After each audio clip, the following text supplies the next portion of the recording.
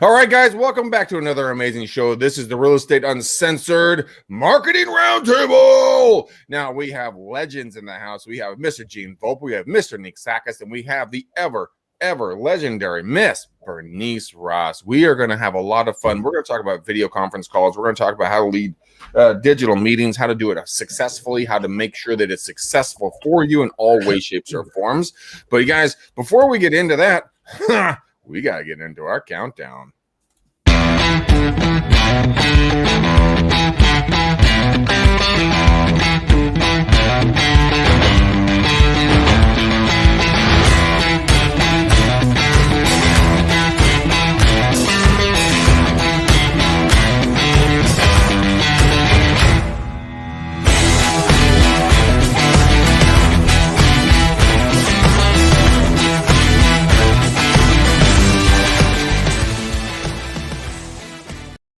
All right, there it is. There is our countdown. We are blessed and honored to have everybody around us today, guys. You have people that will be able to share some knowledge with you that you would not be able to find anywhere else. If Gene would not stop messing with this mic, that would be super awesome for the audio engineers on the editing side.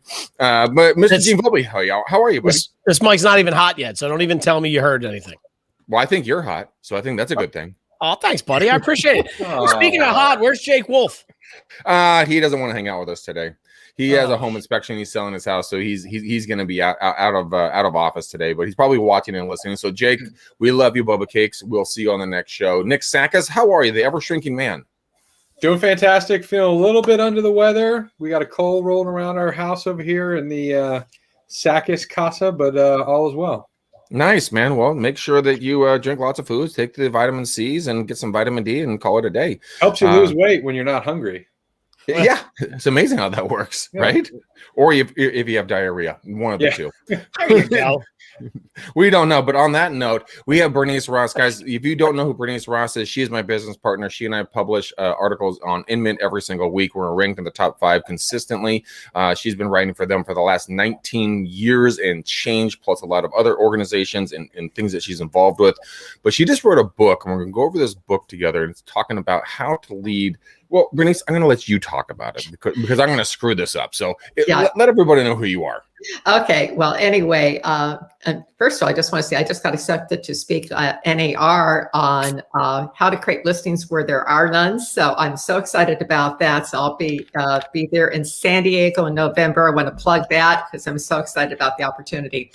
Nice. I've been in the business for over 35 years. I run the training for 4,000 agents in California. I've been writing for Inman for 20 years, was active agent for 20 years. I've been a broker for going on 35 plus years. So anyway, I've been around for a long time, and my clients include the California Association of Realtors, almost all the big companies. So, Texas Association, but, we're in the training, consulting, and coaching side of the business. But I want to talk about my new book, which is Lead Great Virtual Meetings. My co-author is my husband, Byron Van Arsdale, and we started leading virtual meetings back in the 1990s. That may be before some of you, it's probably when some of you were still in grade school, from what I can guess.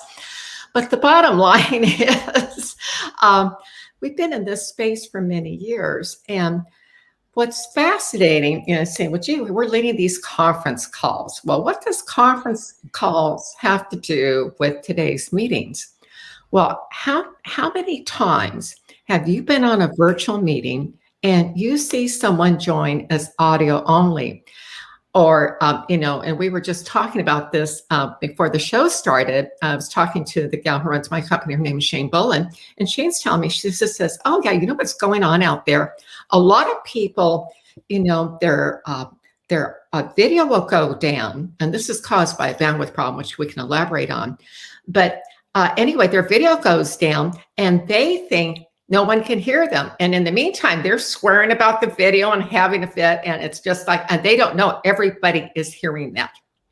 So, by the way, just as a clue, one of the big takeaways from us, for those of you who lead video conferences, Zoom meetings, whatever kind of, video conference calls, whatever that you're doing, make sure that you have your participants muted. I can't tell you how many times we've had people in the bathroom hearing things that we do not want to hear. So in any event, just a couple things on this. So, you want to have people come, you want to mute them and then unmute them if, depending on what kind of meeting you're doing. So you avoid a lot of these problems. But then the other thing is, and let me tell you just something that happened to me personally several years ago. I was leading a big webinar for NAR, 1,400 people on the call. And it was, we had a thunderstorm. I lost my video feed. But I continued with the meeting audio only because I could dial back in off my landline at the time, a different system, or could have been my cell. And because I did a handout ahead of time, NER told me they had almost no drop off. So the kind of takeaway here is your audio is the most important part of your meeting. And you want to be focused on how to make the sound quality the absolute very best, not a very mess. Oh, I'm a very mess. I'm like, don't think it's right. Yeah, that was it. So, guys, any questions or comments on what I've just said? Because I know you've all had your experience, Greg. We were talking about this before you got started today. Yeah. No, and I want to hear from Nick and Gene because these guys are masters when it comes to audio. I mean, Nick, you have like how many microphones in front of you right now? I have a primary and then a fail-safe in case something happens. And when it comes to your opinion, when it comes to audio quality in meetings, where would you rank that on a scale of 1 to 10? Yeah, absolutely. I mean, it's you can't get anywhere if people can't understand you, right? Mm-hmm. And so, I mean, having that plan in place, I think what Bernice brings to the table, which she probably talks about in her book, which I haven't read yet, unfortunately, but I just found out about it today, so I will. It's just on Amazon right now. Yeah, we'll find it on Amazon, so but it goes back to having a plan, right? You have a plan in place, like she said before, having a handout that everybody gets prior. Having that plan in place is a big deal. It's not just being able to have 1,000 people on a call and you hop in your car while you're eating your lunch and trying to host an event, right? There's got to be a little bit of planning going into place, and audio for sure is probably one of the most important things. Yeah, like Gene came in to the show eating a quesadilla from some sort of gas station that you all enjoy down there. So he came in hot. So that would have been a good example not to do that. But that's Gene's style too, right? Gene has a plan, right? That's part of his plan. So that's a whole nother area of marketing. Nick, I want to circle back to what you said about the backup mic. Here's something that works really, really well as a backup. And guys, everybody who's listening to this right now, she's holding up earbuds from Apple earbuds. Yes, and the reason is, first of all, these things have incredibly good noise reduction. And I'm going to turn it over to the three of you on professional mics. I've got a professional mic that my husband ordered. This is not my area of expertise, but I can tell you from someone who's led virtual meetings since the 1990s, audio is everything, because if people cannot understand what you're saying, they are gone. So what mics do you recommend? The three of you certainly are in this place. I think we're all using similar mics. Gene, you're using the same mic as I am. So what are you using? He's using silence today. His mic is silent. Really important rules about leading. Silence is. This is the most important thing about this. Guys, one of the things that I not hear that? No, we didn't hear you. Yeah, you cut out. Ah, dude, it was a toilet flushing. Oh no, we didn't hear your poop. So much for the mics. Yeah, no, I'm using the Audio Technica ATR 2100. All right. Yeah. So we can get really geeky on microphones if you want to, but there's different styles. That is a really good mic. I actually have the same one too. I've been using it for years. You don't need, it's a USB style mic. Mine's plugged in with an actual XLR cable. You don't need that, but it'll plug in right in your computer. You can't really kill these things. They don't need phantom power. They pretty much last forever. They're metal construction. And this guy, like what Greg just held up, I think is $75. Like if you really wanted to invest, right? Doesn't cost much. Where if you get into more expensive microphones, they need power, right? They need an actual audio interface. So now you're not just buying the microphone, you're buying an audio interface that'll plug into your computer via USB.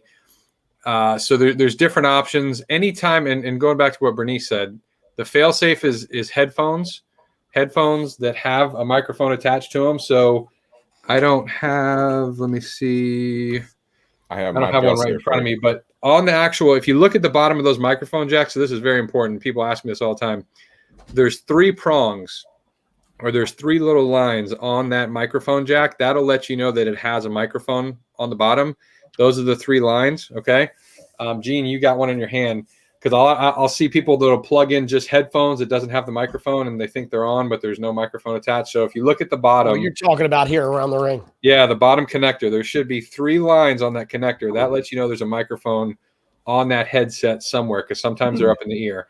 When it comes to actual audio though, the reason why those headphones sound so good to people, even though that's like a $20 item, is because that mic is close to your mouth. So the best microphone is a microphone that is as close to your mouth as possible. And when you have those microphones that are that close, it actually uses your body as shielding, right? So as far as outside noise, that's another reason why they do so well, because they're so close to you, and all the noise behind you they don't pick up because you're in front of it. Whereas a mic like this is a little bit hotter and it'll pick up ambient noise a little bit different, right? Well, that one actually doesn't. So you're getting into another step. It does. It'll pick up more than a completely. Well, that's true. Yeah. That part's true, but there are different kinds of condenser mics. Condenser, cardioid pattern. Like this is a cardioid pattern, which means that we're getting geeky. It will. Geeky. Yeah, but it's important. But it's important. Yeah, you speak into the microphone here. So it picks up everything from the front, but in the back, it'll reject anything coming from behind to a percentage. And it's still going to pick it up, but it's much better. Nick, I actually think you're actually not coming through that mic right now. No, he's not. I have a different mic. What's the other mic? So the other one is a pencil mic. And let me hold this one up. You've been pimping this one for a while now. You love this one. Yeah, it's a cool mic. This, you guys can, I'm probably going to be real hot. Yeah, this is what they use in, that sounds like really kind of deep. A boom mic. Beautiful.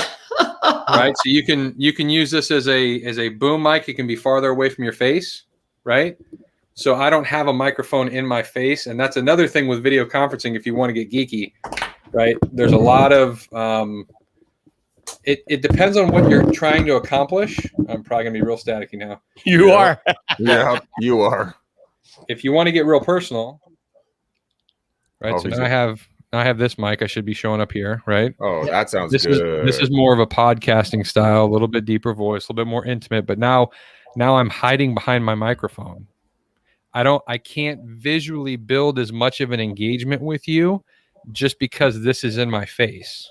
It's very subtle. Like when you get into actual doing presentations, like this matters. This is cool for a podcast, but if I want to build a communication and look you right in the eye and not have anything between us as audiences, it's best to have an off-camera mic, whether it's a boom or you can have the lavalier penciled behind your shirt so that you can really build that communication with people. So there's a science to it. So you're saying that Gene's been doing it wrong forever? No, because you record this as a podcast, so it's still there's different lanes for it, right? There's different reasons for everything.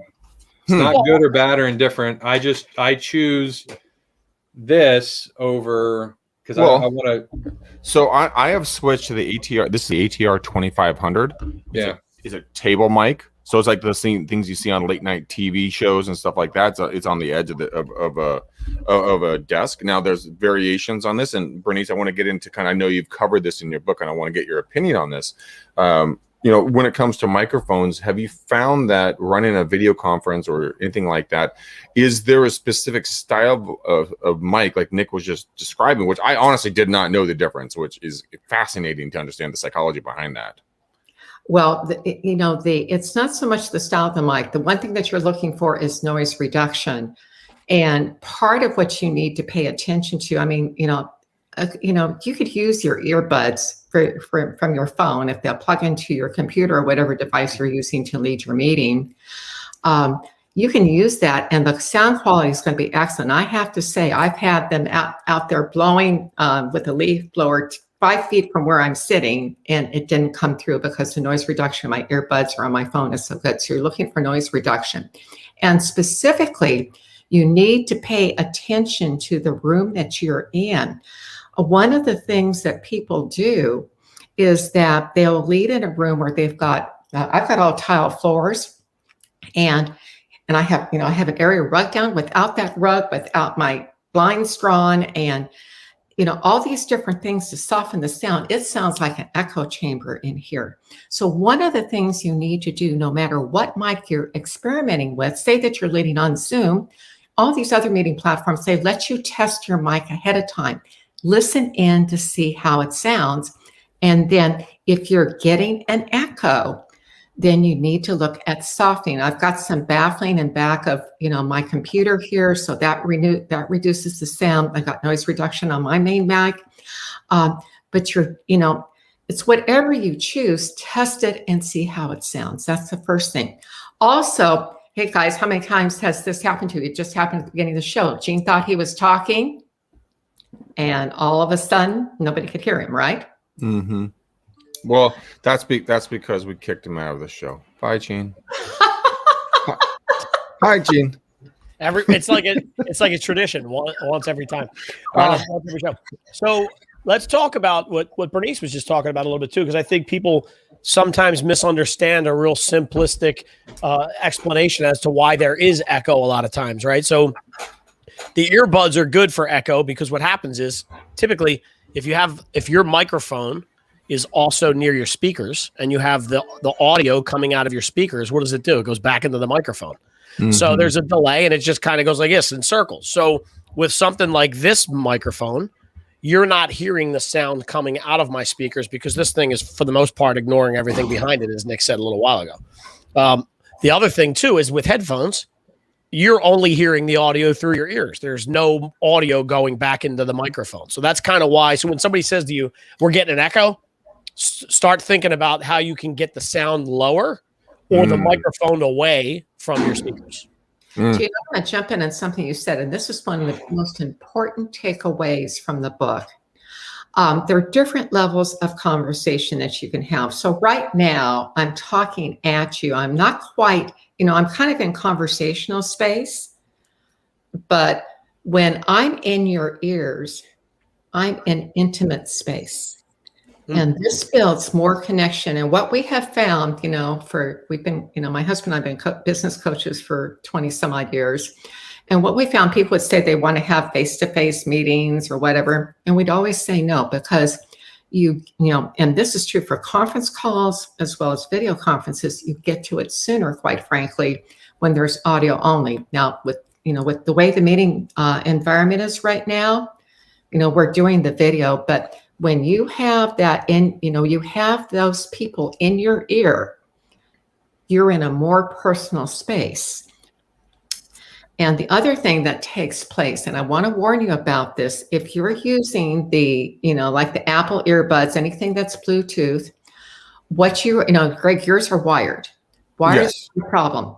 If you're using something that has to go over Bluetooth into your computer, into the system, and now it's going to be broadcast across Wi-Fi, back out on more Wi-Fi, you're getting a degradation on that. And I don't have to tell you guys how many times do your cell phones or your, earbuds cut out, the Bluetooth ones, they cut out all the time.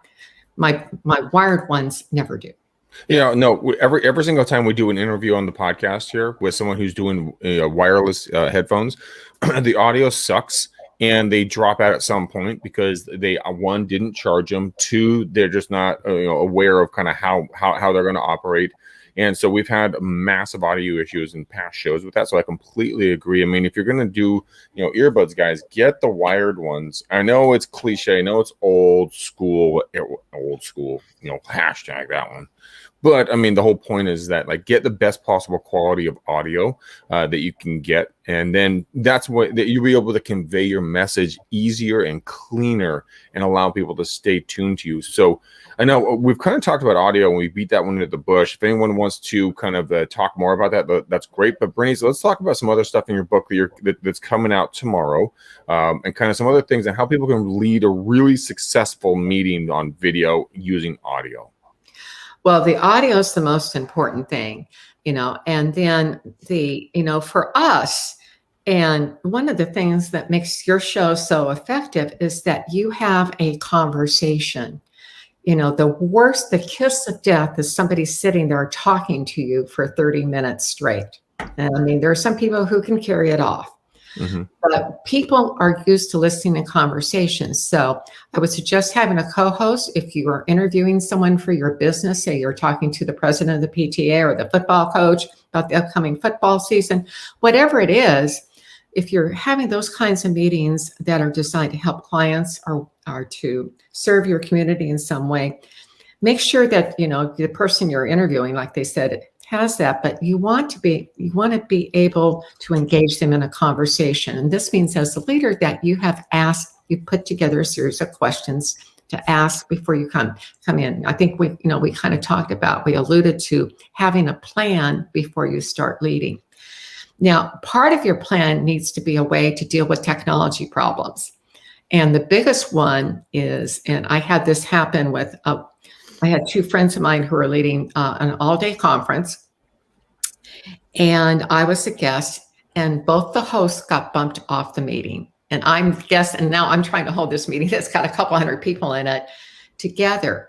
But you need to have a plan for when that happens. So, or one of the things that's really common, your audio or your video goes wonky. A lot of times that can be a bandwidth or internet issue. You need to look at ways to reduce the bandwidth usage. If you're leading a meeting where you've got a lot of people on it, the first thing you want to make sure is who else is around you, either in your office or in your home, who's sucking up bandwidth. And it can be your kids who are sitting there playing games online. It can be someone who's watching something on TV that's coming across that. You want to get I have the CEO of one of the big franchises in the country I was interviewing, and she kept cutting in and out because she was in her office, and her office was the most distant one from where the hub was. Mm-hmm. So all of her agents were sucking up the bandwidth.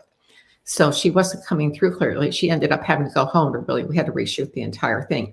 But the point being is, if you're having bandwidth problems, what can you do to eliminate those? First of all, if you've got kids, have them either jump onto their cell phone connection without Wi-Fi. If you're coming across the Wi-Fi on your particular either on your phone or whatever you're using to lead the meeting. So you want to limit that Wi-Fi connection. The people using that. Also, if you get bumped off, log back on. If you start having any kind of problems, sometimes you just get kind of a bad internet connection. And if you log off and log back on, that's one of the simplest ways to clear problems. It's like rebooting your computer. And also one of the most important tips I want to give you, if you're leading for someone else, Gene sucks up bandwidth, okay. If you want, if you're leading for a big group or something and it's video, be 30 minutes early. About 20 to 25% of the time, you're going to have technology problems. And for anybody who's a trainer or broker owner or manager who leads meetings that may be listening to this, getting on early allows you to reload the software if you have to. I mean, I've had to, I can't tell you how many times I had to reload, go to webinar or some other platform because it was fine 5 minutes before I logged on, and then it wasn't. So you need to be prepared, and being early is one of the ways to do it. But also, it's a way for you to engage your participants. We always have people who arrive early. Talk to them. It's a way to build connection. If you're leading this for clients, talk to those people who showed up early. Ask them what motivated them to attend this, how you might be able to help them. Start building that connection before you even start the meeting. And for those of you who are in leadership, there's always, the worst thing you can say, well, we're going to wait a few minutes while we're waiting for some other people to join. Start on time and end on time. That absolutely is one of the golden rules. You don't wait for the people who are latecomers, because instead you want to engage those people who are the ones who get there early, because when the latecomers come in, especially if this is a team that you're leading, they realize that they're missing something that motivates them to be on time in the future. Wow, that's some good stuff. I want to piggyback on that. I'm going to show you where the geek's going to come out. Leave me in Foursquare because I want to see your face when I tell you this. No, seriously. So one of the other tricks that we found over time when you're having bad audio quality is not only all the things that Bernice said, but you actually can turn off your own video. So turning off your own video will increase the bandwidth for your audio to get through. So what happens is, there you go. Perfect. Listen, that is so good for so many reasons. For those that couldn't see, Greg turned off his own video. But listen, in a data stream, right? So this is where I'm going to break it down. And for you geeks out there, you're going to be like, oh, wait a minute. This guy has a little bit more smarts than he is. He's not only good looking. So what happens is packets go across your Wi-Fi and all that stuff. And the quality of service on the video packets is always higher. They get served up before the audio. So the reason why that is because it's much more choppy. I don't know the right way to say it. It's much more sensitive to data loss, to packet loss than audio. So what's happening is when you're doing video and audio together, all the machines in between are saying, we got to serve this video up first, video. And what happens is if it's using all the bandwidth for video, there's nothing left for audio. So your audio gets choppy. So what do? Get rid of the video, turn the video off. Now you're giving higher priority to your audio packets and your audio should be more clear. There's the geek perspective. You like that? I love it. Gene, I'm geekier than you right now. My one of my nephews has been with Google for about 13 or 14, 15 years. He started with them when he was 18. He finished college when he was 17 or something. But what he said, I asked him about, the way that, why can't we get better sound quality from the internet as compared to an old-fashioned copper wire? And what he said was the following. He says, all the data, the data that comes across is broken into packets, as you were saying, Gene, but then it has to be reassembled. And there's no really, and the packets go different places on the internet. You could have something going to an entirely different country before it gets reassembled back where you are. That's why there's a problem. So when you narrow down that bandwidth, you've got more room for the audio, which is the most important thing. Well, here's what's interesting, Bernice. He's 100% right about that. And if you actually look, so there's a tool in the IT world that's called a trace route. And what you can do is you can say, I'm going to send this packet to, let's say, just because you said it, google.com. So for my PC, I initiate what's called a trace route. I'm going to trace the route of the packet. And you basically say, I'm going to put this information in the preamble, the information in the header, and have it send back every time it touches a device, send me back hey, I'm here. This is where I'm at. Hey, I'm here.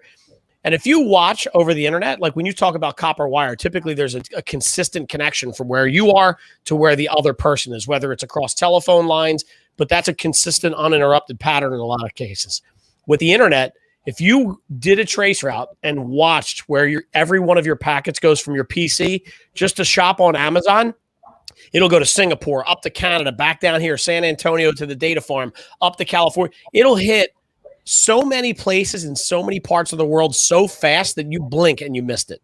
And that's kind of what's going on with all these packets that are going on right here. If you take a minute to learn about what trace routing is and figuring out how to trace route, if you're a geek like me, how to trace route from your PC, you will be amazed at how far these things go just to get to the end destination.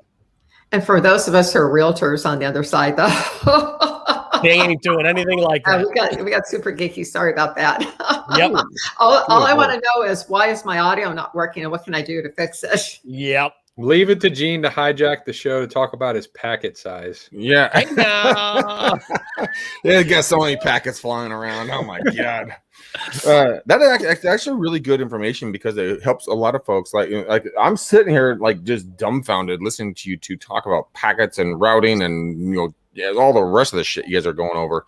But it's very interesting to hear, because it makes a lot of sense once you understand how your video conferences and video calls can go, how you can correct them. So Bernice, what's another thing that you're covering in your book that everyone should absolutely go to Amazon and get immediately as it launches tomorrow? Today we're recording on 5/26/21.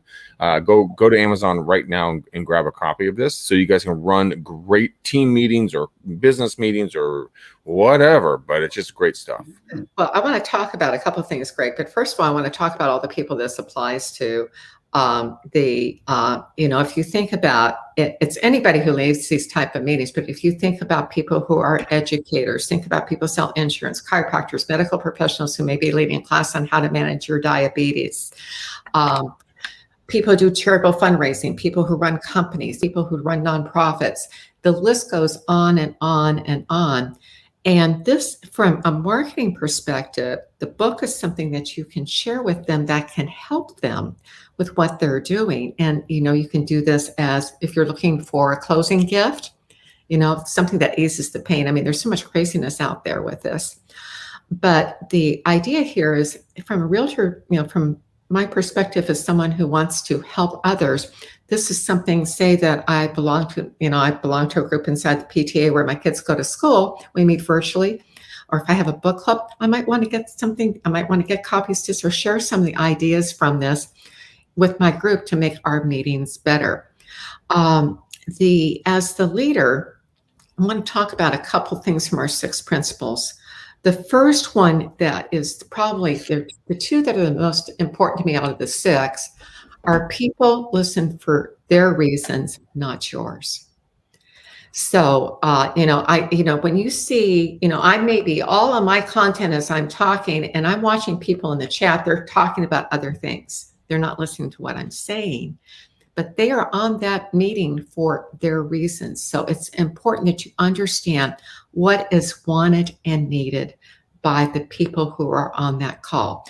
And to the extent you want to always keep, one of the things that happens to people, they get on these meetings, they get nervous and they're concentrating on themselves and they're all focused on what's going on. And what you need to do is turn the focus around and say, what can I do to best help my participants on this meeting? What is it they want?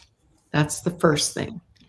The second thing I want to talk about is this notion that people support what they help to create.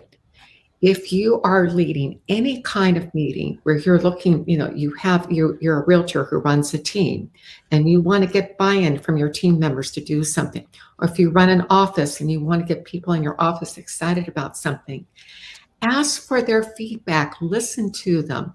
There's more wisdom sitting, I've said this for years, I'm an expert in this area called real estate, but there's more wisdom sitting out there in that room than ever was in my head. And I have to tell you, for all the new agent meetings I have led over the years, I have always learned something from a new agent who has fresh eyes that was on at least one meeting. So what that does for you is that it helps you to build. The real thing about, doing really great meetings is the connection.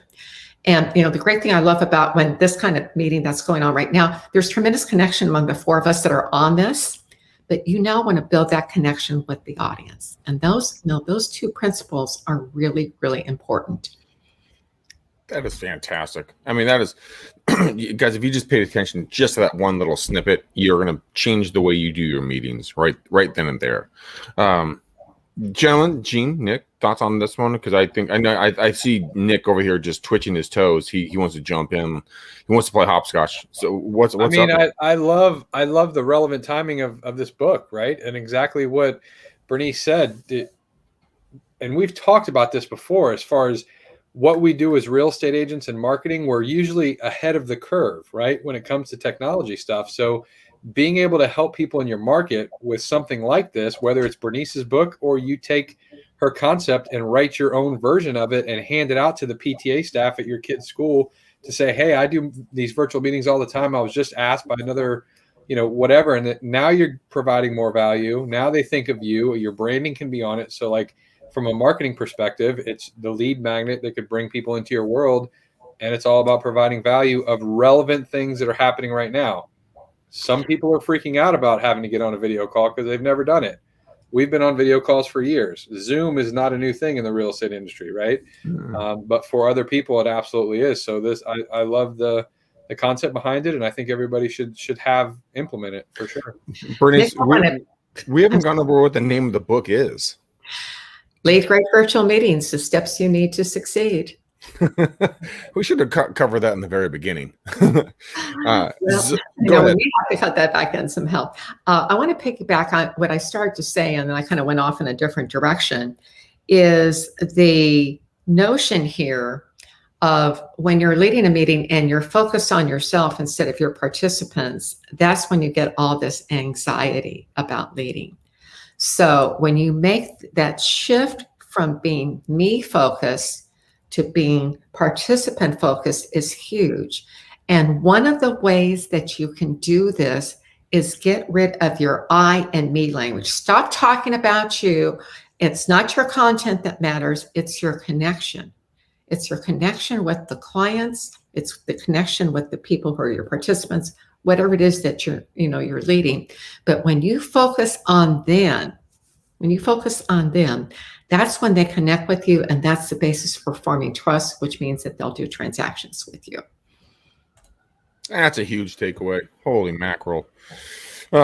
Gentlemen, Bernice, let's go over one or two more topics, and then we're going to let Bernice get on with her day. She has a ton of editing to do because she and I, when I do our videos, I talk too much, and she has to edit out 90% of what I say. I do not edit out 90% of what you say. I edit out about 50 to 60% of what we both say, to be perfectly honest, because we both. That's because Greg's 90% are all F-bombs. What the fuck are you talking about? I mean, what are you talking about? Goodness. Oh my goodness gracious. We have a lady on the show, Jean. Keep your mouth closed, okay? My gosh. Like I haven't heard those words before. So Bernice, your mouth, Rick. Oh, it's burning. My mom is like putting soap in it when I can't even see her. Bernice, what's one last takeaway that people should really kind of consider when it comes to downloading the book as soon as humanly possible, understanding how to run good team meetings and just video conference calls and everything else? It's kind of the bottom line is really how do you build connection? And it's get rid of the I language and focus on you. In other words, focus on the participant.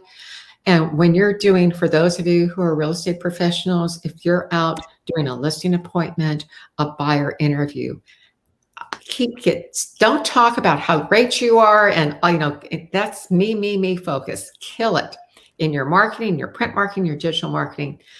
Be focused on the person who is listening or who's viewing, this particular meeting.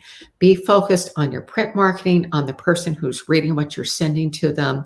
It's about building connection and service. That gives you a long-lasting business with that, where your clients will refer other people to you.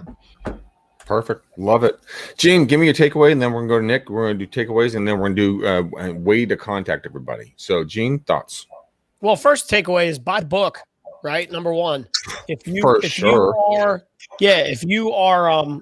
in the middle of these things, I mean, look, we do home and school association meetings on Zoom now, and not the last one we had, but the one we had prior to that, a mother and her husband proceeded to have an argument in the background on the call with 75 other parents, and I'm one of those guys where when I'm on a Zoom call, I'm on video. You got me, you see me. And I started to get text messages, people saying, this is hilarious. I'm watching you right now. I was dying laughing, and I was just waiting for something to come out that they would never live down, right? They were arguing about golf, and she was giving it to him, dude, to the point where, like, here's what was happening.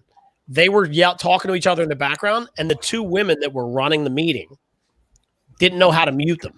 So what was happening was, as they got louder, the person presenting was getting louder to try to talk over them. Dude, I tell you, everybody, the next day I saw them all at school, and they were like, you were the funniest thing on that, because I was dying, like on video, dying laughing. So get the book. Be aware of when your camera's on at what points. You should always assume your camera and your mic are on. That's the takeaway.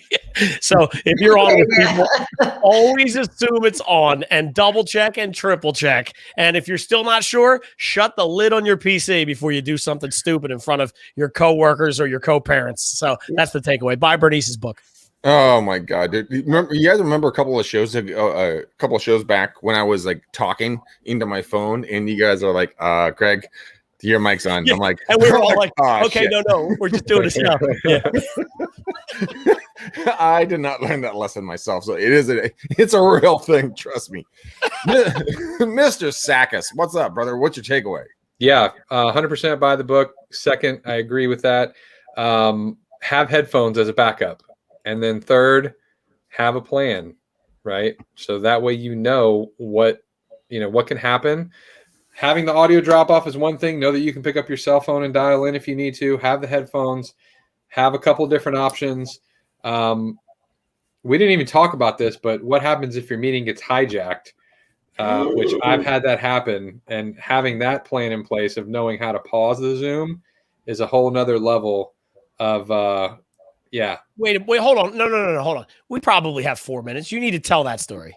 Yeah, we intrigued. had women's council of realtors. We had about 60 agents on, and we had the sign-in gate there so that people had to actually register for the meeting, which is typically your first step, right? Make sure they register when they come in. I didn't have the list. So as far as best practices, if you do have the gate installed, like have somebody register to come in, make sure you double check the list as you're letting people in, because I started the meeting, a couple of minutes go by and I don't have the checklist of people who were supposed to be on the meeting. I don't know the attendees and I'm just letting the couple people in. And about 5 people came in about 10 minutes in and they totally took over the meeting, drawing craziness on the screen, like talking about just profanity, and ladies who are an older demographic did not appreciate it. And there was a lot of shock and awe. Like this meeting was the ideal meeting for somebody to take over and really shock people. So that was a good learning lesson there is a button at the bottom where you can pause everything to remove the people out of the group. I ended up just shutting down the whole meeting before they took over the screen and showed a lot of profanity. I'm hoping you have that kind of stuff can happen. And again, it's about having a plan. Well, again, you can have people enter with you always want to have people enter the meeting with their audio off. You turn it off and then you turn it on when you want to, and you do this. I like to see people, but if that happens, if there is an issue with video, you can just shut down their video and their audio, and you can't eject them, but you can shut that down.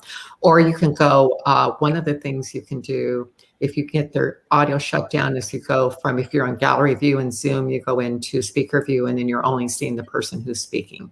So at that point, they wouldn't be able to see you. So if you just switch to speaker view and shut down their audio, you would have been okay. Good takeaways. Bernice, where can everybody get a hold of this book? They have to get a hold of this book today. It's going live on Amazon tomorrow, but they need to sign up for it right now. Actually on Amazon. So we're hoping to hit a lot of sales tomorrow, because Amazon ranks you when you have a lot of sales one day, which we hope to do. If you're buying on May 27th, buy on Amazon. Otherwise, visit our website at leadgreatmeetings.com. Again, that's leadgreatmeetings.com. You can order directly from there. The book is available to be ordered through your local bookstore if you want the hard copy. If you want a digital copy, it's available. It's available at all booksellers, essentially, Amazon, Barnes & Noble. Again, local bookstores, they have to order it, but you can get it. So again, and we can get it directly from us. We like that because then we don't have to pay the middlemen. That's even better. I love it, guys. There it is. That's where you get the hold of this book. Make sure you get it. Put that up on the screen there. I'm trying. Okay. My God, so pushy. I just didn't want you to cut it off. So many jokes. I screwed up. I should have grabbed my copy of the book. Hey, forgive me. It is okay, guys. You guys know where to go to get it. Gene Volpe, where do people get a hold of you? Spend all this time talking about something and you don't even show it to people. Other way. There it is. There's our book right there, guys. That is a good looking book for your meetings right there. Gene, if people were going to reach out to you, not that they would, but if they would, how would they do that? Well, after this show, Bernice is going to give me a leadgreatmeetings.com/Gene. And when you go buy off that link, she's going to give me a handsome royalty check. Which I'm going to take half of. Because we're ordering directly from the publisher, Gene, and they're damn it, Bernice. No control over those guys. Damn it, Bernice. Shut down. Hey, I have to pay the same price. I have to pay the same price that the book does to get the book now. It's my own book. Gene wants to lead great affiliate sales is what he wants. Yeah. That's exactly what he wants. All right, Nick, where are people going to get a hold of you, my friend? Yeah, so we just relaunched a Facebook group. I had Gene on this morning. Even Greg was sleeping when I invited you. I apologize because of the time difference. It's a huge time difference. Yeah. Thank you very much. But yeah, I'm relaunching my Facebook group. It's called Real Estate is a Joke. The lighter, quote unquote. We don't take ourselves too seriously, but it's a place for top producers. If you want to grow, we're going to be doing a lot of special content in there with our boys here, Gene Volpe and Greg McDaniel. And maybe I'll be honored to have Bernice one day possibly share some content with us. That would be absolutely fantastic. But just search in Facebook, Real Estate is a Joke. If you'd like to book an appointment with me to find out how I can help you better your real estate career, go to getamplifiedmarketing.com and look forward to speak with anybody. That is awesome. And Bernice, I know we can get the book, but just where can they reach out to you if they just want to get to know you? Visit our site at realestatecoach.com, and we have a fantastic array of new agent sales training. Greg and I have done an experienced agent program called List and Sell Real Estate like crazy. This thing is awesome. I got, my best ideas, Greg's best ideas, great stuff. And we also have a Listen and Learn program, which is like $97 a year.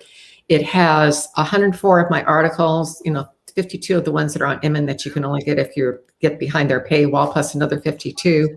We do a radio broadcast, a podcast every week. But then the thing that is I'm really excited about, we have a podcast library that's composed of different kinds of real estate, how to take a listing, how to market, how to have a great life. These are all 5 to 8 minute little training podcasts, and there's over 300 of them. And that's all included. That access, you've got access to all of those 24/7. So for $97 a year, that's pretty cheap. That's our Listen and Learn Real Estate. So again, realestatecoach.com, and it's all there. Guys, that's a treasure trove. Trust me, it's very hard to stump me, and she has been successful in stumping me several times as we went through our training courses. If you guys want to get a hold of me, and if we want to talk about anything EXP, if we want to talk about kind of what we're building over here, feel free and reach out to me. Best number is going to be 925-915-1978. But the most important thing that we need to do right now, gentlemen, as my two co-hosts, Gene, Nick, you know your fucking jobs. What colors are we putting on the bow? I'm going to go royal blue, like the cover of her book. Royal blue. Hey, I'm going YouTube red because that's the most comments we had was through YouTube. All right. There it is, guys. Thank you so much for watching and listening to our show. We truly appreciate you. Without you, we would not be here. So we love you to pieces and absolutely appreciate the shit out of you. We want you to go to every place that you guys listen or watch podcasts. Give us a 5-star, not a 2-star review, because algorithm get served up to more folks. And yes, I have one black glove because I'm trying to be Michael Jackson for some weird reason. I'm just stretching this thing out. But we love you. We appreciate you. We have a royal blue. We have a YouTube red bow in the show. And until next time, peace out, ninjas. We gone.